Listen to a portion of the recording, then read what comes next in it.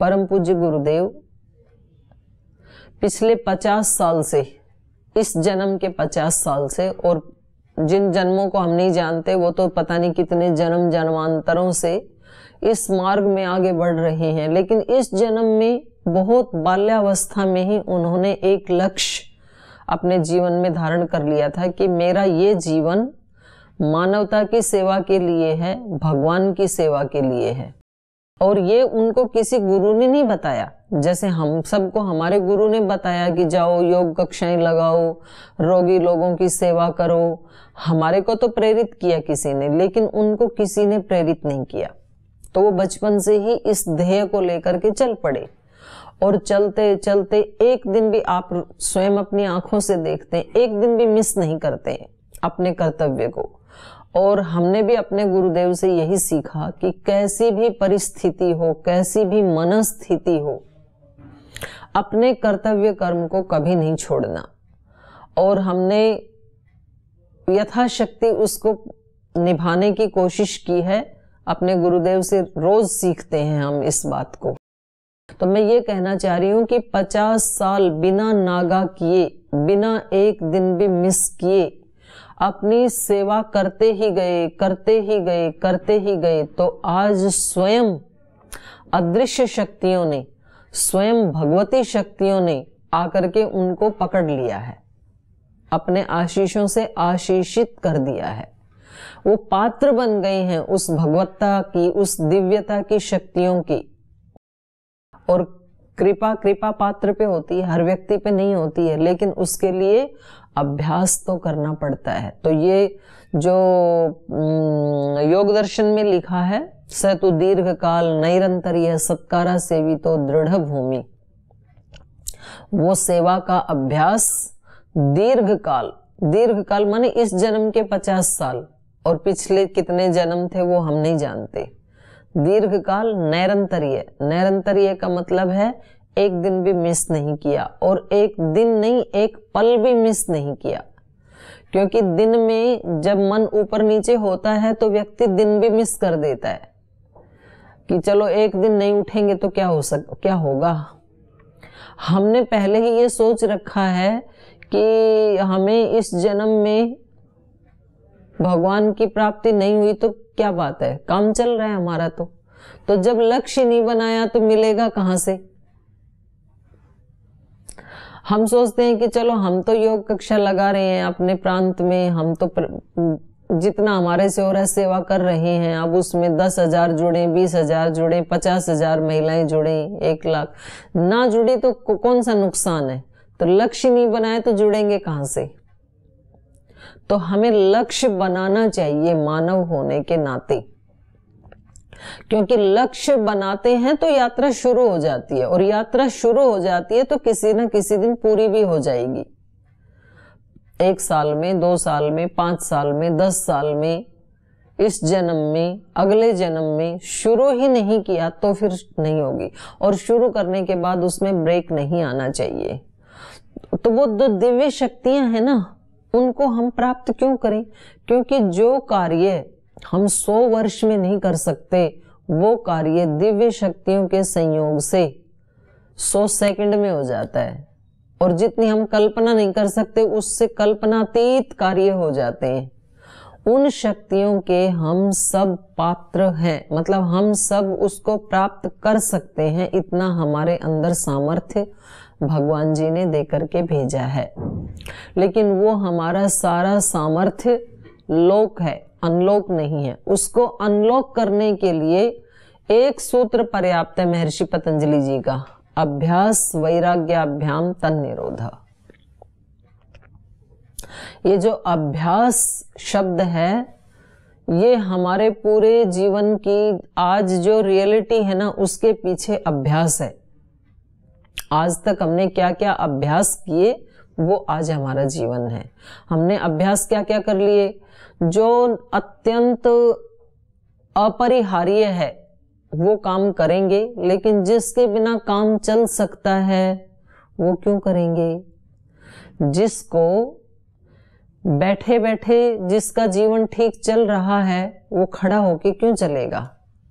और चलने से जीवन में पार पड़ जाए तो दौड़ेगा क्यों? हम वही कार्य करते हैं जो अपरिहार्य होते हैं। जिस आदमी का लेटे लेटे काम चल जाए वो बैठता नहीं है, बैठने से काम चल जाए वो उठता नहीं है, उठने से काम चल गया तो दौड़ता नहीं है। तो हम पहले से ही ये सोच के चलते हैं कि मैंने एक ने नहीं भी किया तो क्या फर्क पड़ेगा, मेरे पूर्वज कितने गए बिना भगवान को प्राप्त किए, बिना अपने स्वरूप को जाने, हम भी चले जाएंगे, इसमें क्या फर्क पड़ता है। तो फिर ठीक है, फिर तो जबरदस्ती देने वाला भी कौन है। और यदि हमने ये सोचा कि भाई जब हमारे गुरुदेव हमारे सामने सेवा करते हुए जब उस दिव्य शक्ति के पात्र बन सकते हैं तो हमें भी क्यों नहीं इसी अपने गुरु का अनुसरण करना चाहिए। नित्यता का, नैरंतर्य का, दीर्घकाल, नैरंतर्य और सत्कारा सेवित। देखो कितना सुंदर सूत्र है ये अभ्यास वाला। दीर्घकाल तक करते जाएं, एक दिन 2 दिन नहीं करना। जब तक ये क्लास चलेगी, ये क्लास तो 45 घंटे की है, तो 45 घंटे अभ्यास नहीं करना, दीर्घ काल तक करना है, दीर्घ काल। क्योंकि ये तो एक आलंबन बन गया, भगवान ने बना दिया आलंबन। भगवान हमें कुछ तो देना चाहते हैं, ये हमें विश्वास होना चाहिए। दीर्घ काल करना है, नैरंतर्य, बिना मिस किए। चाहे आप, मैंने पहले दिन भी बताया था, 1 मिनट से शुरुआत कर दें, बेशक 1 मिनट, 2 मिनट, 5 मिनट, 10 मिनट, आगे बढ़ाते जाइए आप, लेकिन उसमें कभी भी मिस नहीं होना चाहिए, ब्रेक नहीं आना चाहिए। दीर्घकाल, नैरंतर्य, सत्कारा सेवित, श्रद्धा पूर्वक करना चाहिए। ऐसा नहीं जी अर्पिता ने हमारे को फोन कर दिया था, दीदी का एक कोर्स चल रहा है, आपको जुड़ना है तो जुड़ जाइए।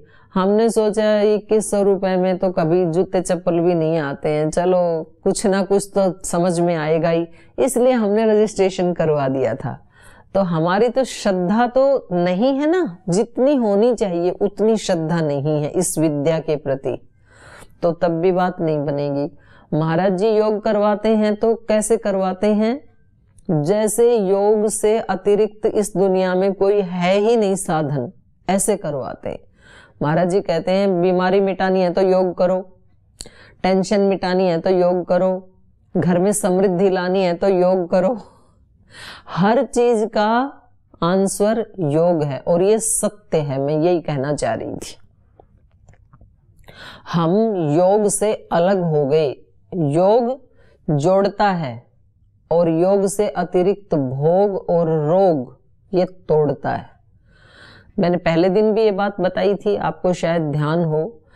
योग, अकेले योग में ये पावर है, शरीर के रोगों को भी ठीक कर देता है, शरीर के पूरे शरीर के रोगों को, चाहे वो आंख में है, नाक में है, कान में है, कमर में है, घुटने में है, एड़ी में, पंजे में, उंगली में, कहीं भी है। अकेले योग में ये पावर है। अकेला योग शरीर के सब रोगों का डॉक्टर है। अकेला योग मन के सब रोगों का डॉक्टर है। अकेला योग बुद्धि के सब रोगों का डॉक्टर है। अकेला योग प्राण के सब रोगों का डॉक्टर है। योग एक अकेला सब रोगों का डॉक्टर है। ये तो है योग की महिमा कि सबको समेट लिया अपने अंदर। और भोग क्या है? आंख का अलग डॉक्टर, कान का अलग, नाक का अलग, किडनी का अलग, लीवर का अलग, फेफड़े का अलग। ये है तोड़ना, तोड़ दिया हमने। तो ये जो हमारी विद्याएं हैं जिसके बारे में आपको मैं बताती हूँ, एक एक चीज, किसी को परसों जैसे मैंने बताया था, आप उदारता और दान का भाव अपने हृदय में लेकर के आना, तो वो केवल एक दिन के लिए नहीं था, रोज उसका लंबे काल तक अभ्यास करना है। केवल एक दान देने का अभ्यास आपने कम से कम 1 महीना यदि कर लिया तो वो आपके सबकॉन्शियस माइंड में चला जाएगा। देखो ये तो एक विचार है, मैं जो बोल रही हूं आप सुन रहे हैं, एक विचार है, इससे एक संस्कार बन रहा है। उसका अभ्यास यदि नहीं किया तो वो 2 घंटे के बाद भूल भी जाएंगे आप। मैंने परसों क्या बताया था, वो आपको पूरा याद नहीं आएगा, एक दो बातें याद आ जाएंगी डायरी पढ़ करके, लेकिन यदि आपने उसके ऊपर चिंतन मनन किया तो फिर वो आपका ज्ञान बन गया, फिर वो मेरा नहीं रहा। आज हम जो कुछ भी हैं वो अपने अभ्यासों के कारण है। हमने अभ्यास किया। आज भी किसी भाई ने प्रश्न पूछा, जी गुस्सा बहुत आता है तो क्या करें? ये आदत एक दिन में नहीं पड़ी। बचपन में जब कभी हमने कोई वस्तु मांगने के लिए माता पिता से आग्रह किया होगा, माता पिता ने वो वस्तु नहीं दी हमारे को, फिर हमने रोना शुरू किया, गुस्सा करना शुरू किया, चिल्लाना शुरू किया, तो माता पिता ने तुरंत दे दी कि भाई ये तो ड्रामा कर देगा, नहीं तो रिश्तेदारों के सामने। फिर हमें पता लग गया कि गुस्सा करने से चीजें फटाफट मिल जाती हैं रोने से, तो फिर हमने दोबारा भी वैसे किया, तीसरी बार किया, चौथी बार, पांचवी बार, 10-15 बार किया, तो वो हमारे सबकॉन्शियस माइंड में चला गया। तो हम आज भी वैसा ही करते हैं। इसका अभ्यास हमें बचपन से हुआ। बचपन में जब हमें पता लगा कि इस काम को न करने से भी काम चल जाता है, माताजी थोड़ी सी डांट लगाएंगी लेकिन कोई बात नहीं। जब माताजी ने कहा कि जाओ दीपक जलाओ मंदिर में और जाओ वहां पर यज्ञ करो, वहां पर जाकर सिर झुकाओ, तो हमारी इच्छा नहीं थी, हमने नहीं किया, तो माता ने सोचा ये करेगा तो है नहीं, तो बस आज भी हमारी टालने की आदत बन गई। हमारे जीवन में जो कुछ भी है ना उसका हमने अभ्यास किया है। नाराज होने का बार बार हमने अभ्यास किया है, इसलिए नाराज होने का अब हमारे सबकॉन्शियस माइंड में आ गया वो कि कोई मेरे मन के प्रतिकूल करेगा मैं नाराज हो जाऊंगा। गुस्सा करने का, जब कोई मेरे प्रतिकूल आचरण करेगा तो मैं उसके ऊपर चिल्लाऊंगा। तो ये हमारे अभ्यास करने से हमारी ये स्थिति बनी है, ऐसे नहीं बनी है। अब यदि हमें दूसरी तरफ अपने जीवन को ले जाना है तो उसका भी अभ्यास करना पड़ेगा। जैसे किसी आदमी को बैठे बैठे या सोए सोए रहने की कई बार उसने ऐसा अभ्यास कर लिया रोजाना, तो अब वो योगासन, कठिन योगासन नहीं कर सकता है। और मैंने सुना अमेरिका में एक व्यक्ति ने 95 इयर्स में, 95 वर्ष की उम्र में ये मन में लक्ष्य बना लिया कि मुझे तो योगा में चैंपियन बनना है। तो वो व्यक्ति 100 साल में 5 साल अभ्यास करके और ऐसे कठिन योगासन कर रहा था जैसे 20 साल का बच्चा भी नहीं कर सकता है। तो हमारे अभ्यास ही हमें किसी विशेष स्थिति तक पहुंचा सकते हैं। अच्छे या बुरे अभ्यास दोनों हो सकते हैं। झूठ बोलने का अभ्यास कि जी एक बार बोली, 2 बार बोली, 5 बार बोली, हमारे काम बन गए। कई बार बोली, वो हमारे सबकॉन्शियस माइंड में चला गया, तो अब हम आराम से झूठ बोल लेते हैं। सुबह न उठने का अभ्यास। आपको पता है कितने लोग हैं इस संसार में जो रात को रोज ये सोचते हैं कि सुबह हम 4 बजे उठेंगे। महाराज जी कितनी महिमा बताते हैं। सब ऋषि मुनि हमारे ब्रह्म मुहूर्त में उठ जाया करते थे, वो ध्यान करते थे, वो भजन करते थे, वो पूजा करते थे, फिर किसी ग्रंथ का पाठ करते थे। और स्वयं पूज्य गुरुदेव रोजाना 3 या 3:30 बजे उठ जाते हैं और अपनी 1-1.5 घंटे की साधना करके फिर 5 बजे शिविर में आते हैं, गाय की सेवा करके, साधना करके। तो हमें लगता है हम भी करेंगे।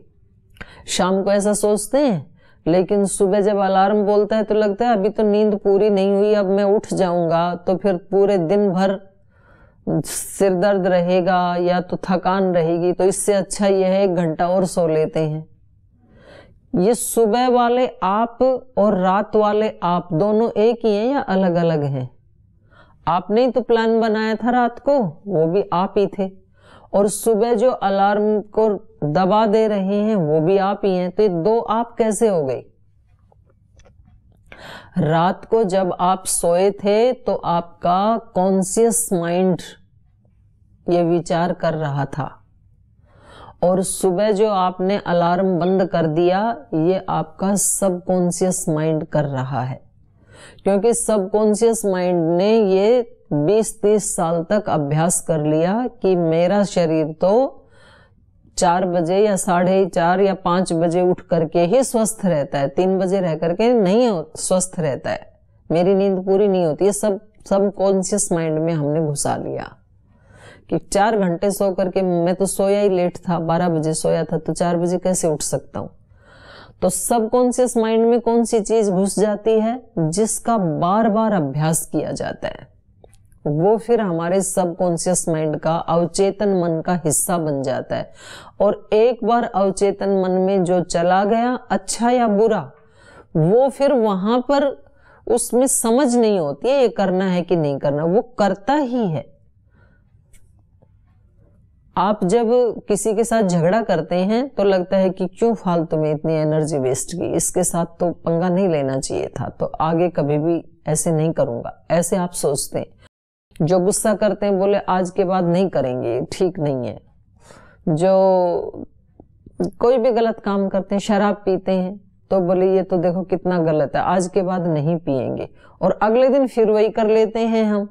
क्यों? क्योंकि जिस समय संकल्प ले रहे हैं ये कॉन्शियस माइंड है, चेतन मन है ये, और अगली बार जब कर देते हैं उस काम को, वो अवचेतन मन कर रहा है। तो चेंज कहां करना पड़ेगा?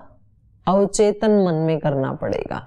और अवचेतन मन में कोई चेंज करने के लिए क्या करना पड़ेगा? अभ्यास करना पड़ेगा। इसलिए ये सबसे बड़ा सूत्र है, अभ्यास वैराग्याभ्याम तन्निरोध। अभ्यास के बिना कुछ भी नहीं होगा। आज हम जहां भी खड़े हैं वो हमारा जीवन हमारे अभ्यासों का परिणाम है। हमने जो जो अभ्यास किए वो आज हमारे जीवन में है। किसी ने सेवा करने का अभ्यास किया, 1 दिन किया, 2 दिन किया, 1 महीना किया, लगभग 1 महीना आप किसी काम को कर लेते हैं ना, बिना किसी नागा के और श्रद्धा पूर्वक, तो वो हमारे सबकॉन्शियस माइंड में चला जाता है। इसलिए प्रयास पूर्वक आप कोई नई आदत डालना चाहते हैं तो आपको 1 महीना प्रैक्टिस करनी पड़ेगी और श्रद्धा पूर्वक करनी पड़ेगी, बस फिर वो हमारे सबकॉन्शियस माइंड में चला जाता है। जिन बहनों ने या जिन भाइयों ने सेवा करने का अभ्यास श्रद्धा पूर्वक कर लिया, अब वो सेवा किए बिना रह नहीं सकते। परम पूज्य गुरुदेव को अब कोई कहे कि जी आप करोड़ रुपए ले लो लेकिन आप सेवा मत करो, तो वो कहेंगे करोड़ नहीं 1000 करोड़ दो तो भी मैं सेवा किए बिना नहीं रह सकता हूं, क्योंकि वो अभ्यास करते करते वो स्वभाव बन गया। पहले हम किसी चीज का चिंतन मनन करते हैं, फिर अभ्यास करके वो सबकॉन्शियस माइंड में जाता है, फिर सबकॉन्शियस माइंड से अभ्यास करते करते फिर वो हमारी आदत या हमारा स्वभाव बन जाता है। और एक चीज के प्रति भी यदि व्यक्ति सच्चा बन जाए ना, जैसे मैं तो रोज आपको अलग अलग चीज बता रही हूं। पहले दिन मैंने बताया था आप दान देना, ये केवल एक दान देने की वृत्ति आपको देवता बना देगी, देवी बना देगी। देते जाओ, मांगना नहीं कभी किसी से, देना है बस। फिर मैंने बताया उदारता का अभ्यास। अब इसका अभ्यास करने के लिए पूरा एक जीवन चाहिए, 1-2 दिन नहीं चाहिए। फिर कल मैंने बताया ग्रेटिट्यूड का भाव। ये मैं अलग अलग इसलिए बता रही हूं कि अलग अलग व्यक्तियों के स्वभाव, विचार या भावनाओं की या किसी व्यक्ति के जीवन की टेंडेंसी अलग अलग होती है। अलग अलग व्यक्ति को अलग अलग सूत्र ज्यादा प्रिय लगेगा, उसकी ज्यादा पकड़ में आएगा। जो आपको पकड़ में आ जाए उसको फिर छोड़ना नहीं। तो कल था ग्रेटिट्यूड का भाव। क्या क्या हमें मिला है उसकी लिस्ट बनाना। जो साधक होता है, जो योगी होता है, जो भगवान के रास्ते पे चलने वाला भक्त होता है, वो हमेशा उसकी लिस्ट बनाता है कि कितना मिल गया। और जो उससे अलग होता है, जो भोगी होता है, वो हमेशा उसकी लिस्ट बनाता है क्या क्या नहीं मिला। आप देखो, आप अपने साक्षी स्वयं बनना। जैसे मैंने कल आपको बताया कि आप लिस्ट बनाना क्या क्या मिला, तो वो अब आप ही जानते हैं आपने कितनी लिस्ट बनाई। 2, 4, 10, 20 चीजों की बनाई, या बनाने लगे तो हजारों चीजों की बना सकते हैं आप।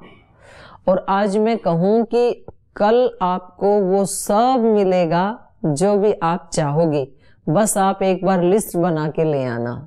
तो मुझे लगता है कि कल आपकी लिस्ट बहुत लंबी हो जाएगी क्योंकि वो बनाने में हम बहुत कुशल हैं कि मेरे घर में तो अभी टीवी भी बड़ी वाली आ जाए, फ्रिज भी अच्छी वाली आ जाए, बेड शीट भी आ जाए। जब आ ही रहा है तो बेड शीट भी कई दिन हो गए चेंज किए, 2-4 जोड़ी जूते चप्पल भी और आ जाए। जो नहीं है उसकी लिस्ट बहुत लंबी बना सकते हैं हम, क्या क्या नहीं है।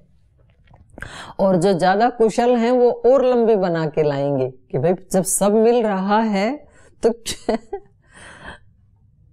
और जब मिले हुए की लिस्ट बनवाई तो वो 2-4 में सिमट गया, बोलते बस 2-4 चीजें लिखी हमने तो ये बहुत है।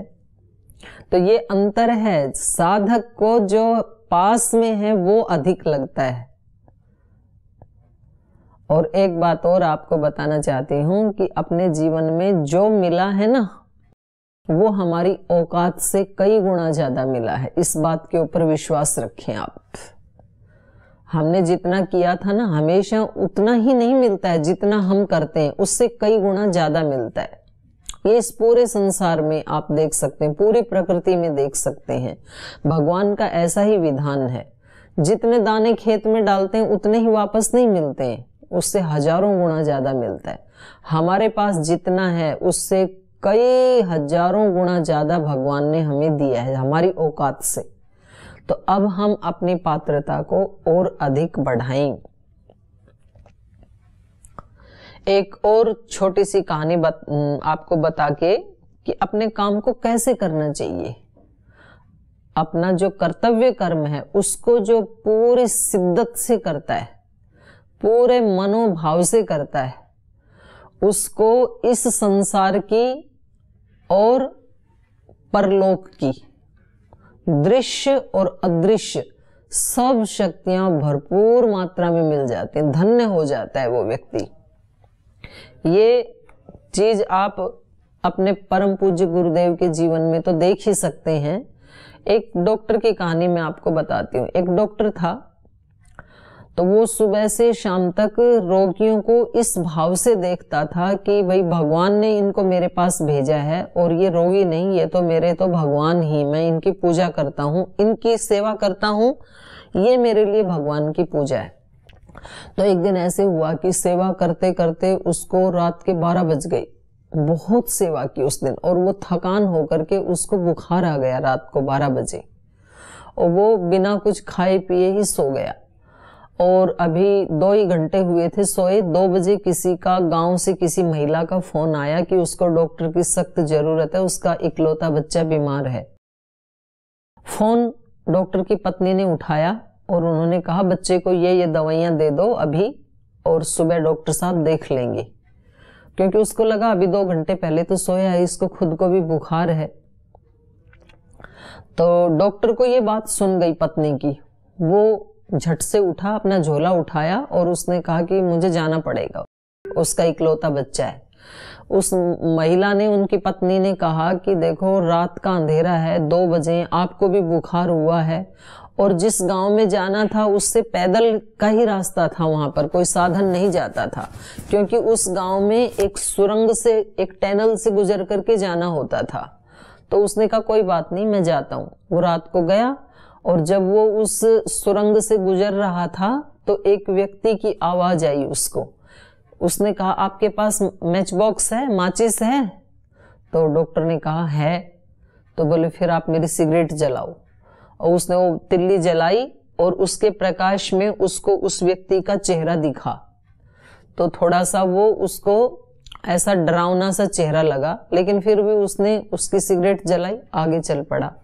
वहां गांव में जाकर उसने रोगी को जो भी दवाई औषधि देनी थी वो उसको ट्रीट किया, वापस आने लगा। वापस जब आया तो फिर सुरंग में वही व्यक्ति मिला, वही आवाज आई आपके पास मैच बॉक्स है? उसने कहा है। तो फिर जलाओ मेरी सिगरेट। उसने मैच बॉक्स, वो माचिस जलाई, दिया सलाई जलाई, तो फिर देखा ये तो वही चेहरा है। उसने उसकी सिगरेट जलाई, वापस आ गया।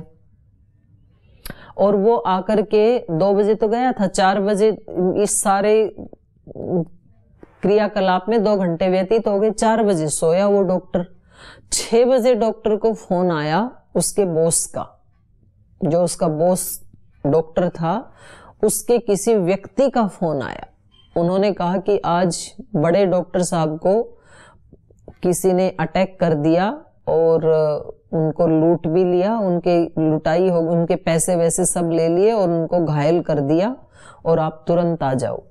तो डॉक्टर को बेचारे को रात को सोया भी नहीं, थोड़ा बुखार भी था, लेकिन फिर भी वो तुरंत चल पड़ा। 6 बजे वहां जाकर के उसने पता लगाया कि क्या हुआ। तो पता लगा कि रात में वो जो डॉक्टर के बॉस हैं उस सुरंग से गुजर रहे थे। ये तो 3 बजे की घटना है, 3 साढ़े 3 बजे की घटना है। वो उधर से गुजर रहे थे और वहां किसी व्यक्ति ने उसके ऊपर अटैक कर दिया, उसका सब धन भी छीन लिया, सामान भी छीन लिया और उसको बुरी तरह से घायल कर दिया। लेकिन बाद में वो व्यक्ति पकड़ा गया और उसको पुलिस के हवाले कर दिया, अभी वो जेल में है।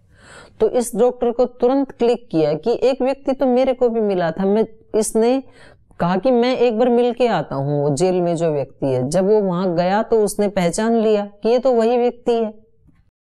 तो उस डॉक्टर ने उस व्यक्ति से पूछा जो जेल में बंद था कि भाई मेरे बॉस से पहले तो मैं 2 बार आपसे मिला, तो आपने मेरे ऊपर अटैक क्यों नहीं किया और आपने मेरे बॉस के ऊपर क्यों अटैक किया?